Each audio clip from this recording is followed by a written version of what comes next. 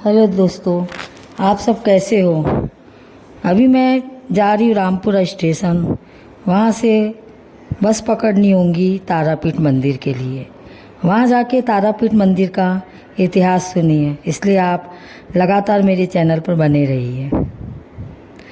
तारापीठ मंदिर का इतिहास, जिसमें मैं आपको तारापीठ का शमशान और वामा खेपा की पूरी कहानी बताऊंगी।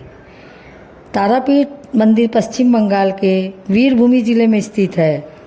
यह जिला धार्मिक महत्व से बहुत प्रसिद्ध जिला है, क्योंकि हिंदुओं के 52 शक्तिपीठों में से 5 शक्तिपीठ वीरभूमि जिले में ही है। बकीरेश्वर, नालहाटी, बंदिकेश्वरी, फुलोरा देवी और तारापीठ। तारापीठ यहाँ का सबसे प्रमुख धार्मिक तीर्थ है और यह सिद्धपीठ भी है। यहाँ पर एक सिद्ध पुरुष वामा खेपा का जन्म हुआ था। उनका पैतृक आवास आटला गांव में है, जो तारापीठ मंदिर से 2 किलोमीटर की दूरी पे है। कहते हैं कि वामा खेपा को माँ तारा के मंदिर के सामने महाशमशान में तारा देवी के दर्शन हुए थे। वहीं पर वामा खेपा को सिद्धि प्राप्ति हुई और वह सिद्ध पुरुष कहलाए। माँ तारा काली माता का एक रूप है। मंदिर में माँ काली की मूर्ति की पूजा माँ तारा के रूप में की जाती है। तारापीठ का इतिहास और तारापीठ का धार्मिक महत्व मैं अब आपको बताने जा रही हूँ। तारापीठ मुख्य मंदिर के सामने महाशमशान है। उसके बाद द्वारिका नदी है। इस नदी में आश्चर्य की बात यह है कि भारत की सब नदियाँ उत्तर से दक्षिण की ओर बहती है, लेकिन यह नदी दक्षिण से उत्तर की ओर बहती है। तारापीठ राजा दशरथ के कुल पुरोहित वशिष्ठ मुनि का सिद्धासन और तारा माँ का अधिष्ठान है, इसलिए यह हिंदुओं का महातीर्थ कहलाता है। यहाँ पर सुदर्शन चक्र से छिन्न भिन्न होकर देवी सती की आग की पुतली का बीच का तारा गिरा था, इसलिए इसका नाम तारापीठ पड़ा। जानिए तारापीठ मंदिर का निर्माण और तारापीठ में जो सरोवर है उसके बारे में आपको जानकारी देती हूँ। यहाँ पर एक बार रतनगढ़ के प्रसिद्ध वैश्य रमापति अपने पुत्र को लेकर नाव द्वारा व्यापार करने आए थे। तारापीठ के पास उनका पुत्र सर्प के काटने से मर गया। उन्होंने अपने पुत्र की मृतदेह को दूसरे दिन दाह संस्कार के लिए रखा था और उस दिन तारापुर में ही ठहर गए। उनके एक सेवक ने उनको तारापीठ के एक बड़े तालाब के पास ले जाकर एक आश्चर्यजनक दृश्य दिखाया। उन्होंने देखा कि मरी हुई मछलियाँ तालाब के जल के स्पर्श करके जीवित हो उठती है। यह देखकर उनको बहुत खुशी हुई और अपने पुत्र की मृतदेह को वहाँ लाकर तालाब में फेंक दिया। उसी समय उनका पुत्र जीवित हो गया। उसी दिन से उस तालाब का नाम जीवन कुंड पड़ा। रमापति वैश्य ने तालाब के पास एक टूटा हुआ मंदिर देखा और उसमें उन्होंने चंद्रचूड़, अनादि शिवलिंग और तारा माँ की मूर्ति देखी। उन्होंने अपने आप को धन्य माना और अपने पैसे से ही उन्होंने मंदिर की मरम्मत कराई, पूजा की। वे वहाँ भगवान नारायण की एक मूर्ति स्थापित करना चाहते थे, किंतु किसी ऋषि के आदेशानुसार माँ तारा देवी की मूर्ति में ही नारायण की पूजा होगी।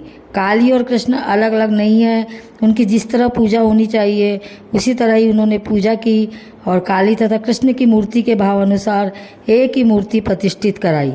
तत्पश्चात चंद्रचूड़, शिव और तारा माँ की पूजा करके अपने पुत्र को लेकर आनंदपूर्वक अपने घर चले गए। तारा माँ का मंदिर बहुत ही प्राचीन और सिद्ध पीठ है। अब मैं आपको बताने जा रही सिद्ध पुरुष वामा खेपा कौन थे और उन्हें कैसे सिद्धि प्राप्त हुई। वामा खेपा की पूरी कहानी और तारापीठ की पूरी कहानी जानिए। वामा खेपा एक अघोरी, तांत्रिक और सिद्ध पुरुष है। तारापीठ से 2 किलोमीटर दूर स्थित आटला गांव में सन 1244 के फाल्गुन महीने में शिव चतुर्दशी के दिन वामा खेपा का जन्म हुआ था। उनके पिता का नाम सर्वानंद चट्टोपाध्याय तथा माताजी का नाम राजकुमारी था। इनका बचपन का नाम वामाचरण था और छोटे भाई का नाम रामचरण था। 4 बहनें थी और एक बहन का एक लड़का भी इनके पास ही रहता था। इस तरह परिवार में 9 सदस्य थे। घर में खाने पीने की चीज़ों का सदा अभाव रहता था। माता पिता बहुत धार्मिक थे और भजन कीर्तन करते रहते थे। 5 वर्ष की आयु में ही वामाचरण ने माँ तारा की बहुत सुंदर मूर्ति बनाकर उसमें 4 हाथ, गले में मुंडमाला और अपने बाल उखाड़कर तारा माँ के बाल लगाए थे। पास में एक जामुन का पेड़ था। जामुन से ही माँ तारा का प्रसाद लगाते थे और उनसे कहते थे कि माँ तारा जामुन खा लो, अगर तुम नहीं खाओगी तो मैं कैसे खाऊंगा। वामचरण धीरे धीरे बड़े होने लगे। जब वह 11 वर्ष के थे, उनका भाई केवल 5 वर्ष का था। तब उनके ऊपर बहुत भारी मुसीबत आई। उनके पिता सर्वानंद जी बहुत बीमार हो गए और माँ काली माँ तारा कहते हुए स्वर्ग सिधार गए। वामाचरण ने पिता की देह को तारापीठ के शमशान में ले जाकर उनका अंतिम संस्कार किया। विधवा माँ ने किसी तरह से मांग कर श्राद्ध का काम पूरा किया। घर की हालत बहुत खराब सुनकर वामाचरण के मामा आकर दोनों भाइयों को अपने घर नवग्राम में ले गए। वामाचरण गाय चराने लगे और रामचरण गाय के लिए घास काट कर लाते और आधा पेट झूठा भात खाकर रहते। एक दिन रामचरण के हिस्से से घास काटते हुए वामाचरण की उंगली कट गई और गाय खेत में जाकर फसल खाने लगी। खेत के मालिक ने मामा को शिकायत कर दी। मामा ने वामा खेपा को छड़ी लेकर बहुत मारा। तत्पश्चात वामाचरण भागकर अपनी माँ के पास आटला गाँव आ गए। उधर रामचरण को एक साधु गाना सिखाने के लिए अपने साथ ले गए। वामचरण ने घर आकर निश्चय किया कि वे एक शमशान में रहेंगे। उस दिन पूर्णमासी थी। वहाँ पर कई आदमी बैठे थे। वामाचरण उनके पैर दबाते दबाते सो गए। एक बार वामचरण ने एक बैरागी से गांजा पीकर उसकी आग असावधानी से फेंक दी। उससे भयंकर आग लग गई और कई घर जल गए। सभी वो लोग वामचरण को पकड़ने लगे। वामा खेपा उस आग में कूद गए और जब वे आग से बाहर निकले तो उनका शरीर सोने की तरह चमक रहा था। माँ तारा ने अपने पुत्र की अग्नि से रक्षा की थी। यह देखकर सभी लोग अवाक रह गए। तत्पश्चात वामा खेपा का साधक जीवन आरंभ हुआ। मोक्षदानंद बाबा व साई बाबा आदि ने उन्हें महाशमशान में आश्रय दिया। कैलाशपति बाबा उन्हें बहुत प्यार करते थे। एक दिन कैलाशपति बाबा ने रात में वामाचरण को गांजा तैयार करने के लिए बुलाया। उस रात वामा खेपा को बहुत डर लगा। असंख्य दैत्याकार आकृतियाँ उनके चारों ओर खड़ी थी। वामा खेपा ने जय गुरु जय तारा माँ पुकारा और वे सब आकृतियाँ लुप्त हो गई और वामाचरण ने बाबा कैलाशपति के आश्रम में जाकर गांजा तैयार किया। काली पूजा की रात में वामा खेपा का अभिषेक हुआ। सिद्ध बीज मंत्र पाकर वामाचरण का सब उलट पुलट हो गया और श्यामल वृक्ष के नीचे जप तप करने लगे। सी 14 के दिन वामा खेपा ने सिद्ध बीज मंत्र जपना शुरू किया। सुबह से शाम तक ध्यान मग्न होकर तारा माँ के ध्यान में लगे रहे। खाना पीना भूल गए। रात में 2 बजे उनका शरीर कांपने लगा। सारा शमशान अचानक फूलों की महक से महक उठा। नीले आकाश से ज्योति फूट पड़ी और चारों तरफ प्रकाश ही प्रकाश फैल गया। उसी प्रकाश में वामाचरण को माँ तारा के दर्शन हुए। बाघ की खाल पहने हुए, एक हाथ में तलवार, एक हाथ में कंकाल की खोपड़ी, एक हाथ में कमल फूल, एक हाथ में अस्त्र लिए हुए, आलता लगे, पैरों में पायल पहने, खुले हुए केस, जीभ बाहर निकली हुई, गले में जावा फूल की माला पहने, मंद मंद मुस्काती माँ तारा वामा खेपा के सामने खड़ी थी। वामा खेपा उस भव्य और सुंदर देवी को देखकर खुशी से भर गए। 18 वर्ष की अल्पायु में विश्वास के बल पर वामा खेपा को सिद्धि प्राप्त हुई और वे संसार में पूज्य हुए हैं। जिस प्रकार परमहंस रामकृष्ण को दक्षिणेश्वर में माँ काली के दर्शन हुए थे, उसी प्रकार वामा खेपा को भी तारापीठ के महाशमशान में माँ तारा के दर्शन हुए थे। वामा खेपा की माता का स्वर्गवास हो गया।